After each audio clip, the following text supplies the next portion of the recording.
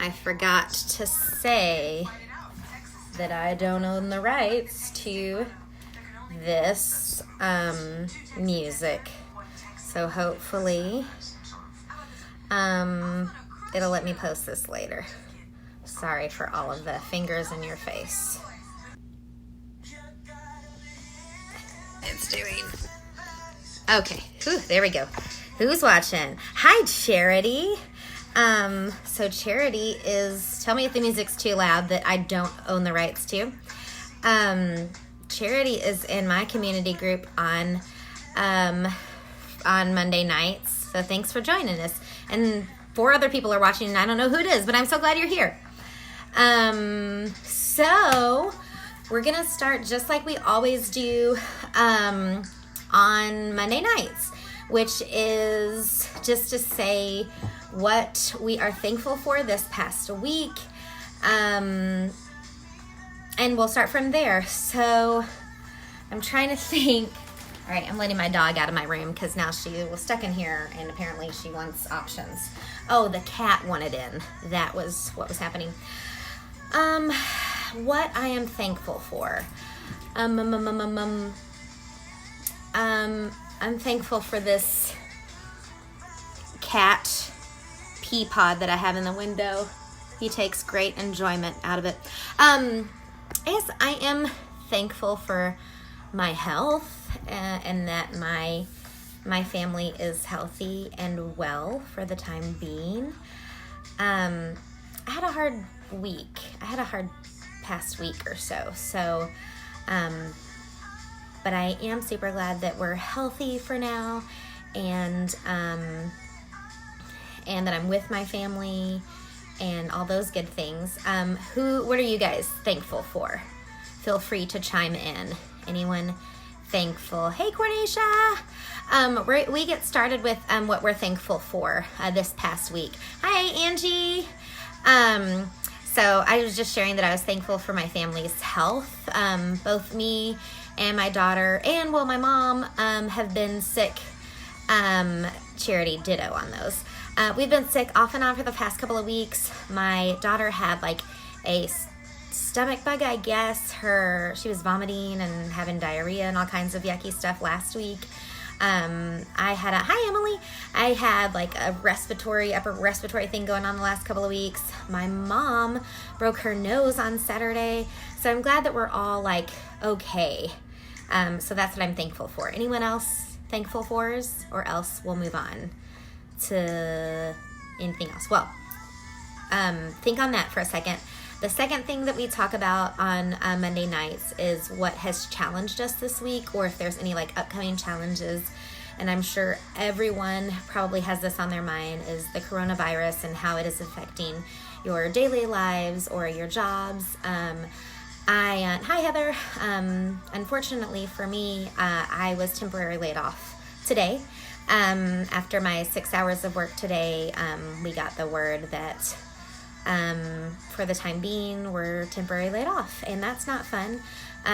But we know that it is an effort to keep our kiddos safe and everyone healthy, and that we're just keeping everyone's safety and health as top priority. So although it creates a bit of uncertainty, we know it's the best decision. I know that God has this, and He has always provided. When I look back and think of everything that I've gone through, God has always provided. But it's still discouraging at times. I do worry about my kids that I work with. A lot of them thrive on, especially the younger ones, they thrive on the consistency that CEP brings, that the adults bring in their lives, that they know that no matter what kind of chaos they're bringing in, have in their lives, that they could at least count on me or the other staff members that are wonderful, that they will see us twice a day, and they can always bet on that. And so I've been praying for my students, because they will not have that consistency and that steady constant in their lives for the next couple of weeks. So that is a concern of mine. So that's been really tough over the last few days, kind of navigate that. My mom is excited. Hi, Jennifer. My mom's thankful that we were here with her when she broke her nose. She had a fall on Saturday, and it was scary, but it could have been a lot worse, and we took care of her, and we were so glad. Me and my daughter were so glad to be here for that. Hi, Stephanie. I'm so glad everyone's joining. So if you're just joining us, we just got over what was the challenge that over the last week or this upcoming week. Mine was, like I said, facing, not having a job for the next 3 weeks or so. So we do the Discovery Bible Study method at my church and my community group. We meet on Monday nights. And what it is we pick a story from the Bible and we read it. We read it from a different translation. And so that's what I'll do today. And being as I'm only alive, I'm only alive. I will read it out of 2 different translations that I have here with me. If you want to read along, please feel free to, and we'll take it from there, and then I'll just walk you through. Today we're going to be in, and let me think, I think it's Mark 10:40 something, 46, Mark 10:46. I should write that in there. I should have wrote a little message, but whatever. Hi, Jordan. So glad you're here. So I'm going to read first from the New Living Translation. This is one of those doodling Bibles that you can draw and color in and stuff. And I haven't colored in this part of my Bible, but it's cool. So I'll go ahead and read it. Let me know. 10:46. Thank you, Charity. And let me know if the music's too loud that I don't own the rights to, but it's on Pandora's Hillsong Young and Free station. So I will start, and I'll turn this down just a little bit. It's titled in the New Living Version as Jesus Heals Blind Bartimaeus. Then they reached Jericho, and as Jesus and his disciples left town, a large crowd followed him. A blind beggar named Bartimaeus, son of Timaeus, was sitting beside the road. When Bartimaeus heard that Jesus of Nazareth was nearby, he began to shout out, "Jesus, son of David, have mercy on me." "Be quiet," many of the people yelled at him, but he only shouted louder, "Son of David, have mercy on me." When Jesus heard him, he stopped and said, "Tell him to come here." So they called the blind man. "Cheer up," they said. "Come on, he's calling you." Bartimaeus threw aside his coat, jumped up, and came to Jesus. "What do you want me to do for you?" Jesus asked. "My rabbi," the blind man said, "I want to see you." And Jesus said to him, "Go, for your faith has healed you." Instantly the man could see, and he followed Jesus down the road. So that gives me goosebumps. Let me know if you're in a different translation than the New Living one. There's a bazillion of them out there. There is a little asterisk by my rabbi. That would be Rabboni is the word that he actually used, which is Greek folks uses the Hebrew term, Rabboni. So that was New Living Translation. I'm going to leave that out because I might refer to it later. Hi, Allie. That's my cousin Allie, guys, joining us. Now I'm going to read from my ultimate favorite, The Way, or as I like to call my hippie Bible. This is really treasured to me. My middle school youth pastor read from this. The copyright is 1971. I had to order it specially from the out-of-print section of Barnes & Noble a couple years ago, and I treasure it. Okay, so we're in Mark 10:46. And here is a different translation. 46. Here we go. And so they reached Jericho. Later, as they left town, a great crowd was following. Now it happened that a blind beggar named Bartimaeus, son of Timaeus, was sitting beside the road as Jesus was going by. When Bartimaeus heard that Jesus from Nazareth was near, he began to shout out, "Jesus, son of David, have mercy on me." "Shut up," some of the people yelled at him, but he only shouted the louder again and again, "Oh, son of David, have mercy on me." When Jesus heard him, he stopped there in the road and said, "Tell him to come here." Hi, Laura. Tell him to come here. So they called to the blind man. You lucky fellow, they said. Come on, he's calling you. Bartimaeus yanked off his old coat and flung it aside, jumped up and came to Jesus. What do you want me to do for you? Jesus asked. Oh, teacher, the blind man said, I want to see you. And Jesus said to him, all right, it's done. Your faith has healed you. And instantly the blind man could see and followed Jesus down the road. Now, normally, that was my hippie Bible, The Way. It's not even called the Bible. It's just, the Living Bible, I guess is a translation. Let me know if you read any other translations along with me or not. That's totally cool. Or which Bible version you have at home. Or what Bible app you use. I use Bible Gateway. So the next thing that we do in the Discovery Bible app is we have someone, and usually it's Jen because she does a fabulous job at it. Sometimes it's someone else. But what we do is we have someone give a brief synopsis, like 60 seconds of what that, a retelling of the story that we just read. And since it's just me here, I will give a brief recap of what we just read. Jesus is with his disciples, and there is a great crowd following. And are they heading to Jericho, or they just came?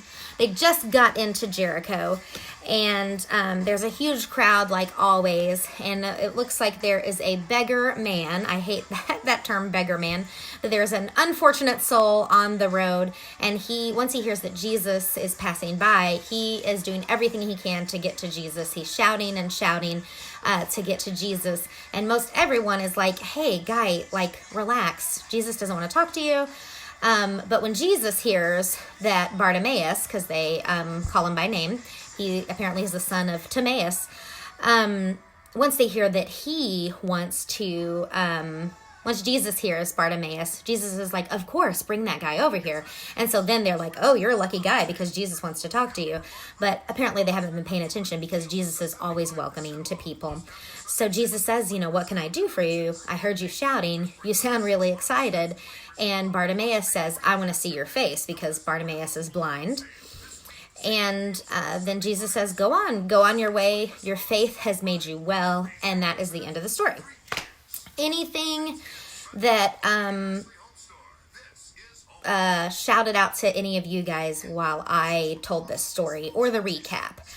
Typically in this Discovery Bible study method, we try to pretend that we don't know anything about the Bible, and just kind of from this brief story of Jesus, as if we were reading anything about Jesus for the first time. So anybody have any thoughts?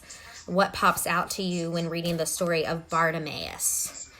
And I know I just said we pretend that we don't know anything about the Bible or have never heard anything about the Bible before. This is one of the few stories in the Bible where they name the person that Jesus is healing. So typically, like in the story of the leper or the little girl that Jesus awakes from sleeping. Hi, Jamira. Or the story where he cast the demons out of the guy and into the pigs, or the gentleman that his friends tear apart the roof and then lower him down into the roof so that the lame can walk. All of those healings, they don't actually name the person. In this story, they actually name the gentleman that Jesus is healing. His name is Bartimaeus, like we've said 1,000 times already. So I think that's interesting. One of the other things that I think is interesting is I always get goosebumps when I read the part where he says, your faith has made you well. So I think that's really cool. And let's see, I think of course, it says something about the people that were following Jesus. I think that people were really intrigued by Jesus and really interested. But per our human nature, we were like, shut up, guy. No one wants to hear, what you have to say. Jesus doesn't want to talk to you. My mom, thank you for your input, says Jesus just makes it sound so simple. Just have faith and ask and it shall be given. We maybe just try to make it so complicated. Yeah, absolutely. I think a lot of times, even sharing the gospel, everybody makes it so complicated when really it's quite simple. And us as humans, that's like our favorite thing to do is overcomplicate things. So good point.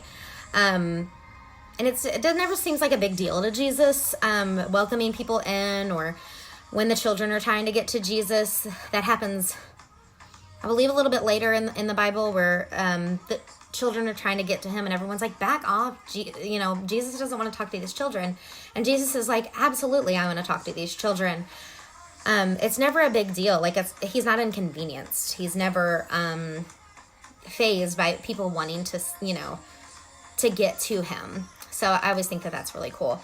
The next question that we ask in the Discovery Bible Study Method is, what does this story say about God? Anybody have any thoughts on what this story says about God?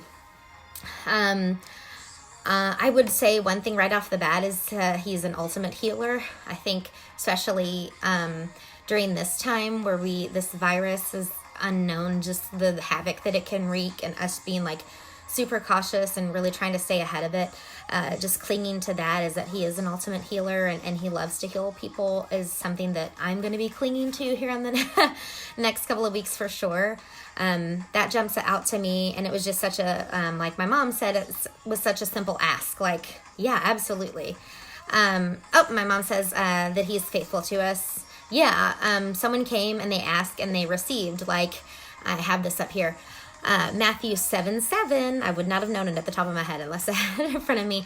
It says, ask and you receive, knock and the door will be opened. What's the other one? Let's see, seek and you will find.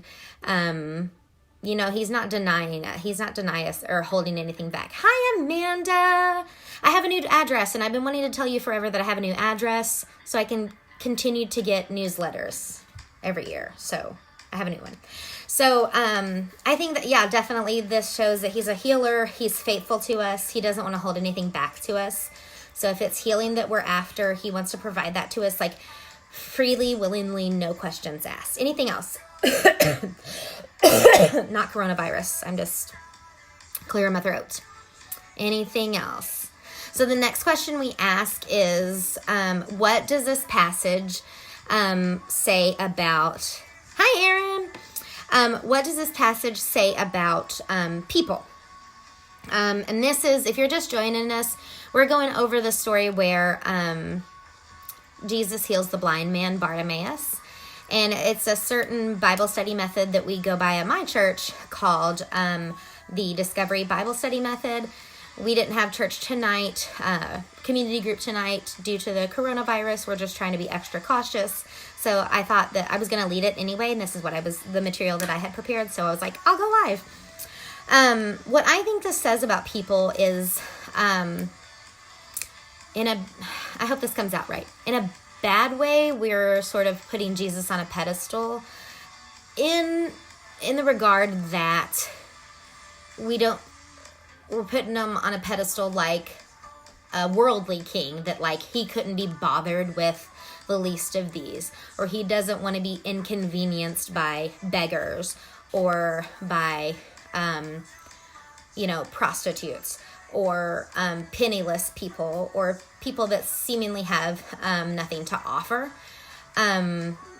because they make both of the versions that I read, they make it a point to say that Jesus doesn't shut up. Jesus doesn't want to talk to you. He's busy. He's got a full schedule. Stop talking. Don't holler for him. He doesn't have time for you. And people make the assumption that God isn't here for it.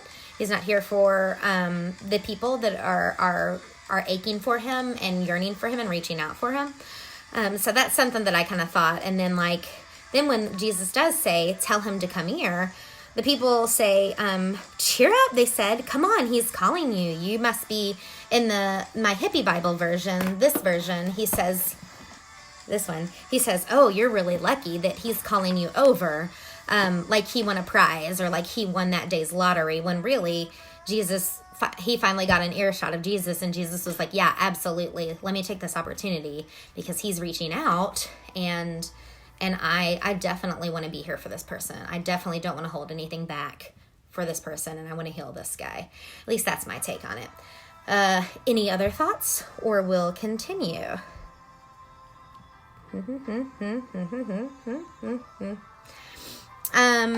The next thing that we go over is, if this is God's word for my life, which it is, that's what I believe anyway, how will I obey it? And I kind of wanted to do this exercise with folks, and I hope you will join me, but I'm going to kind of be vulnerable. It's always stuck out to me where he says, go, for your faith has healed you, or go, for your faith has made you well. That's always given me kind of goosebumps. And so I try to think of some things in the past week when I was preparing to share this. As I try to think of something that I rely on more than faith sometimes. And I know for me, number one, it's my work ethic. So I'm writing down in my little notepad, work ethic. For you, it could be something else. It could be your relationships. It could be good deeds that you do. That it's something that you tend to rely on more than your faith, or you tend to rely on this thing or that thing more than you rely on God or Jesus. So I'm going to write down that thing, which for me is work ethic. Anybody else got any that on the top of your head? Hi, Charity. So Charity, I was just sharing, so I shared the story of Jesus healing the blind man, Bartimaeus, where he says, go, your faith has made you well, and he can see, and he goes, and he's so excited. And what I'm challenging folks to do now, to be a little bit vulnerable, I wrote mine down, is I challenge people to think of something that they rely more on than their faith. Mine, hands down, is work ethic, or hard work in my job performance. So I wrote it down on a piece of paper. I need to write it down backwards, but because this is what I wanted to challenge you guys in this little exercise, was to change the words. Instead of go, your faith has made you well, I was going to say go, for your work ethic has made you well, and kind of sit with that. And it sounds really, really silly, doesn't it? Like, go because your hard work has made you well.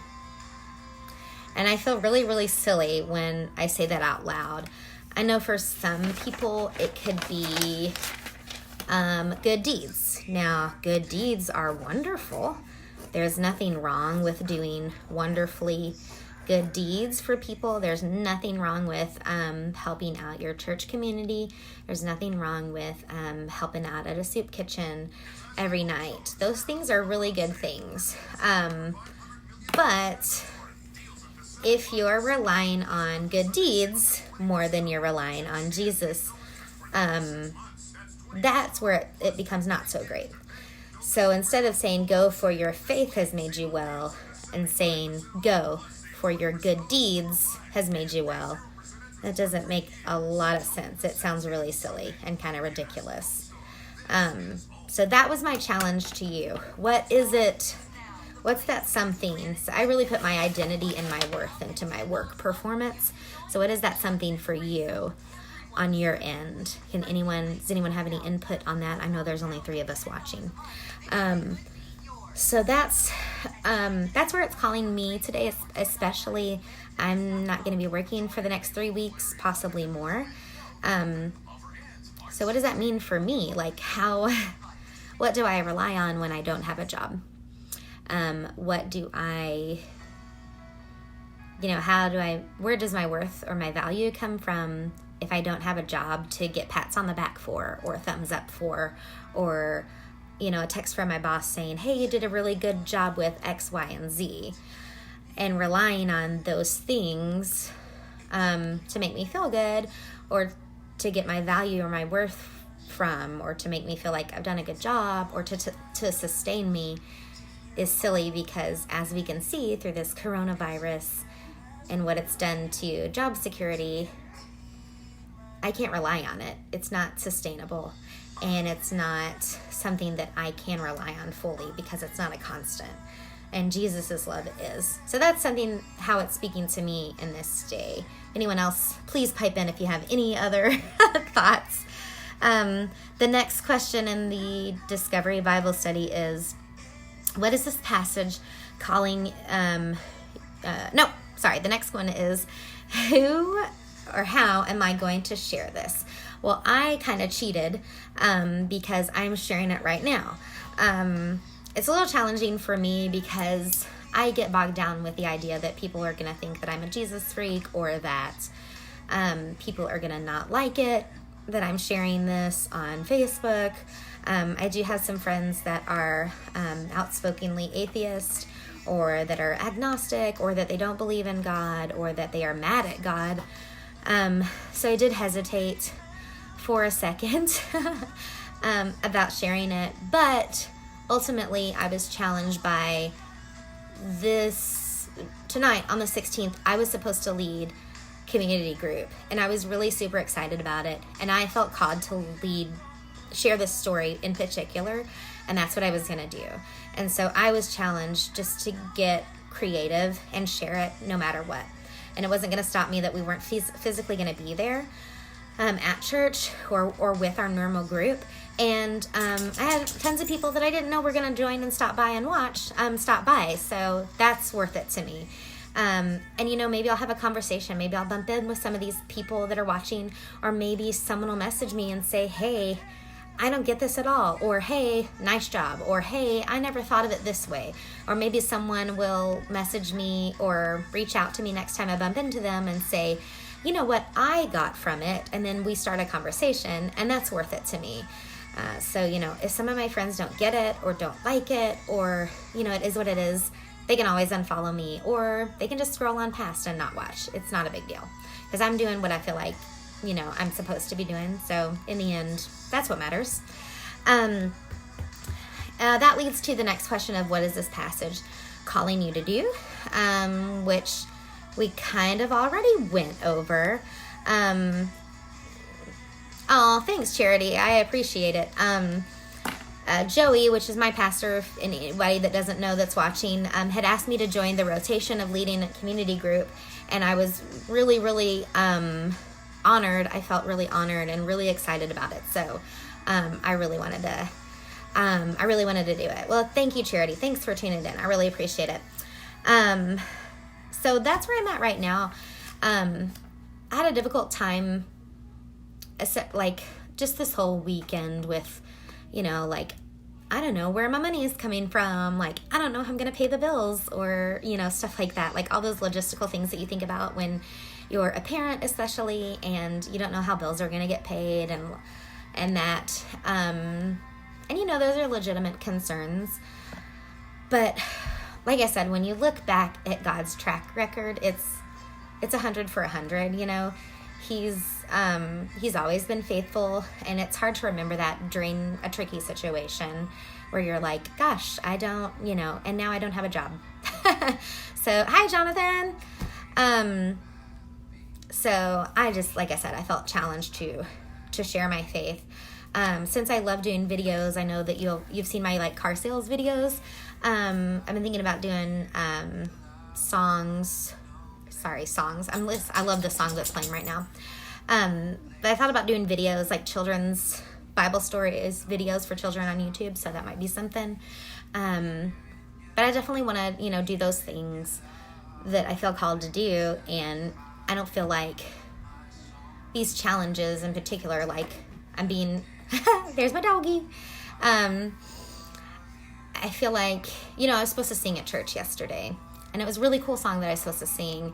And I feel like just because we're not meeting at a church, at the building, that shouldn't stop us from, sharing our gifts or worshiping. So I don't know how to play the guitar, but I do have a bongo drum, so maybe I'll sing or something. But anyway, that's what I feel.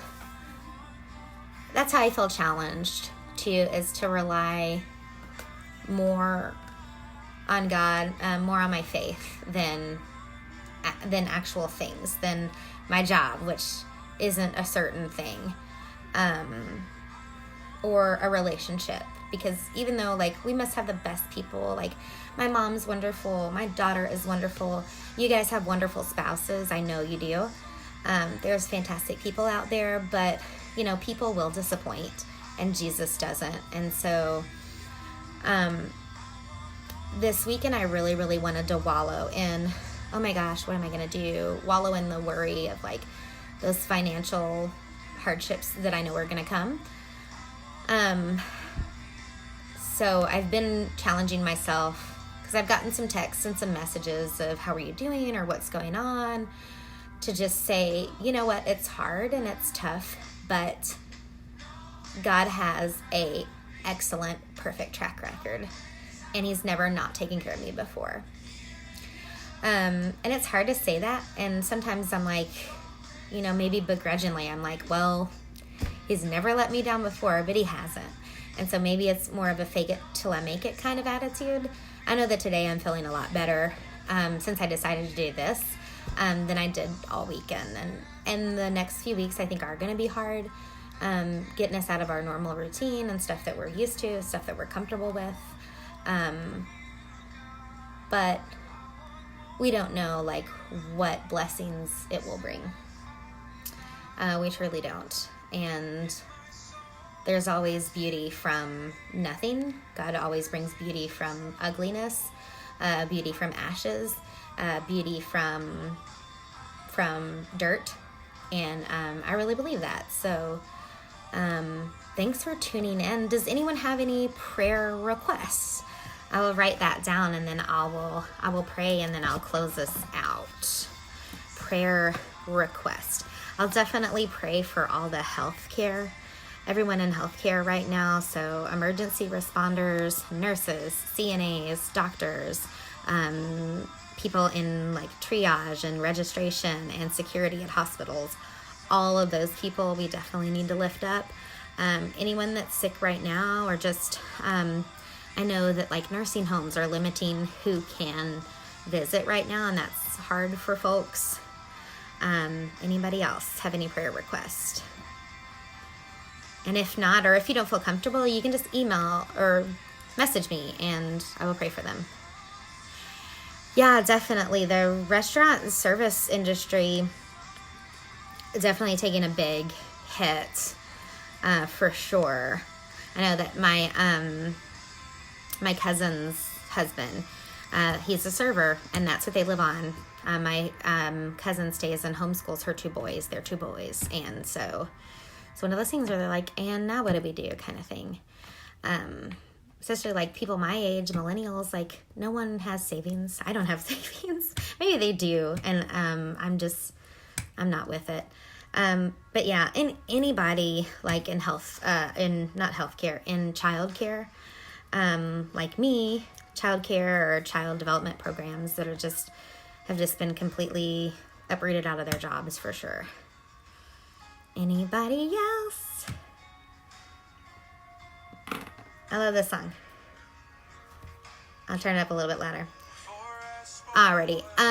I'll go ahead and pray for us, and then we'll call it a night. But thanks everybody for joining me, and I hope that everyone has a wonderful evening. But let's go ahead and pray for those folks, and then we will thanks so much, Charity, you as well. But then we'll call it a night. Dear Lord, thank you so much for having this opportunity to get to share some of your word tonight in such a unique venue. I just pray for everyone that has the uncertainty of their jobs tonight, like restaurant workers, childcare providers, just anyone that's job has been affected. I know the YMCA has really taken a hit. So they've closed their all of their locations.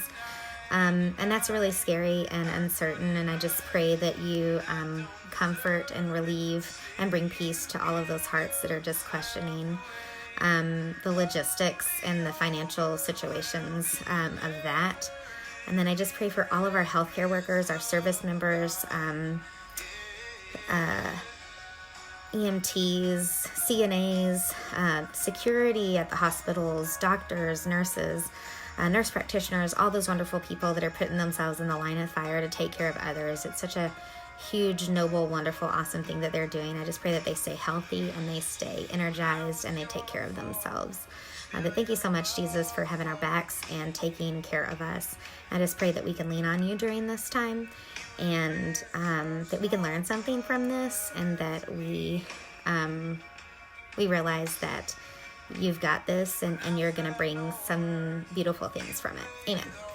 Well, thanks guys so much for tuning in, and have a wonderful evening. Bye.